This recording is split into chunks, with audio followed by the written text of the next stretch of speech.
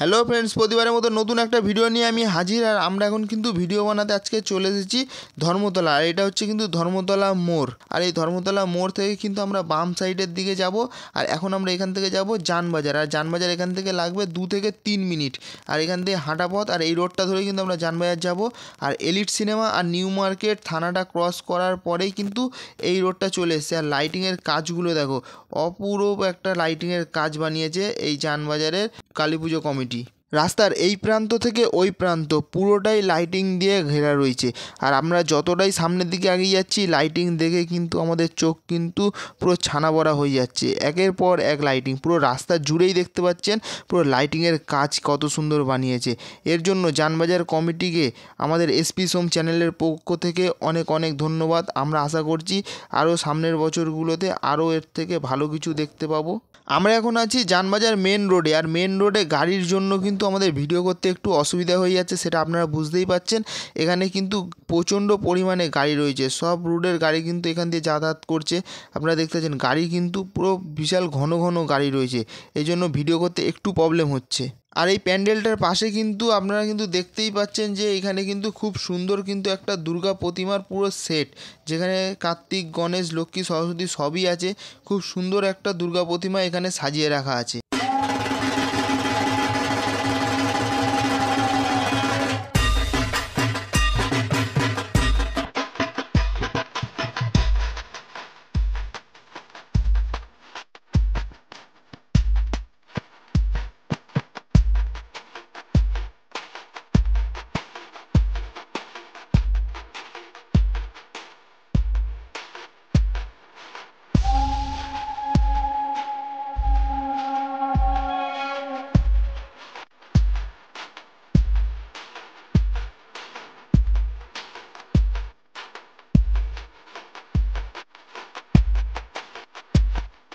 এইবারে আপনাদেরকে দেখাতে চলেছি কিন্তু জানবাজারের দশমহাবিদ্যার এক একটা করে রূপ। তাই ভিডিওটা স্কিপ না করে সম্পূর্ণ ভিডিওটা দেখুন। আর আমাদের চ্যানেলে যদি নতুন হয়ে থাকেন, চ্যানেলটিকে লাইক, শেয়ার, সাবস্ক্রাইব করতে ভুলবেন না। আপনার একটা লাইক পরবর্তী ভিডিও বানাতে আমাকে অনেক বেশি মোটিভেট করে।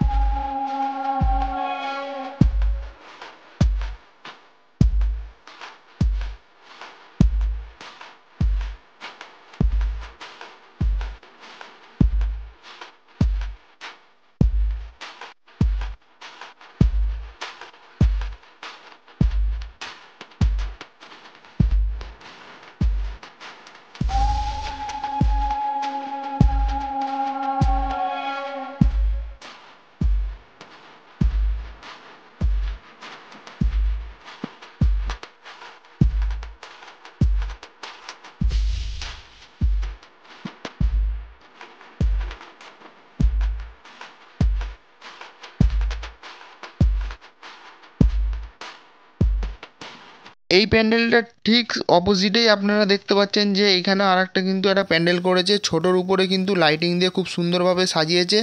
গাড়ির এত চাপ, ওই জন্য কিন্তু ঠিক করে ভালো করে দেখাতে পারছি না আপনাদেরকে। দূর থেকে এটা দেখাচ্ছি, একটু পরে আমি সামনে গিয়ে আপনাদেরকে যতটা পারবো আপনাদেরকে ভালো করে দেখানোর চেষ্টা করছি।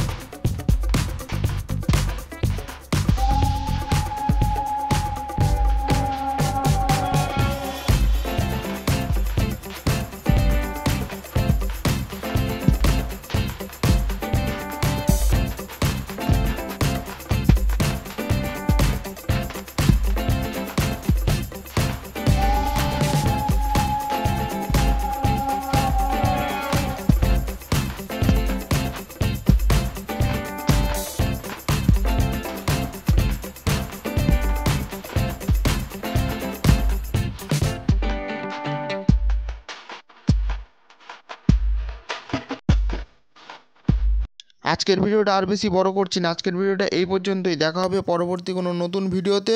ততক্ষণ ভালো থাকবেন, সুস্থ থাকবেন। জয় মা কালী।